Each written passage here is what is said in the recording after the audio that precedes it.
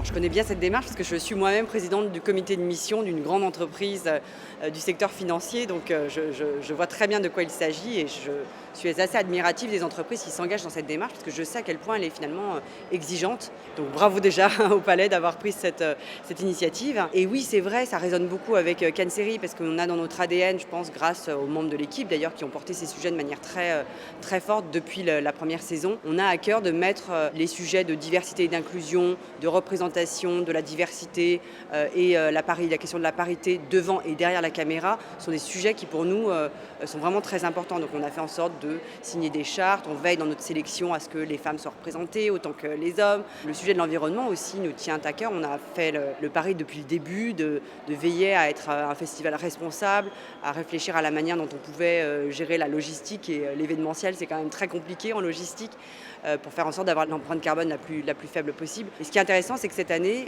dans le cadre de Cancery, on a effectivement des débats. On a le Cannes Writers Club, vous savez, cet événement qu'on tient et qui rassemble à la fois des scénaristes et des producteurs.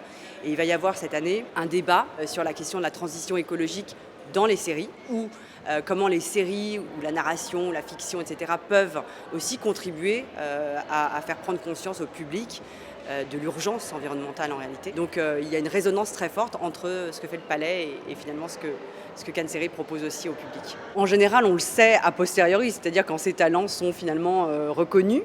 Mais rappelez-vous Phoebe Waller-Bridge, par exemple, qui était venue présenter Killing Eve, qui avait reçu une récompense aussi à Cancery et qui ensuite a fait Fleabag, est devenue extrêmement célèbre, participe maintenant au scénario des James Bond.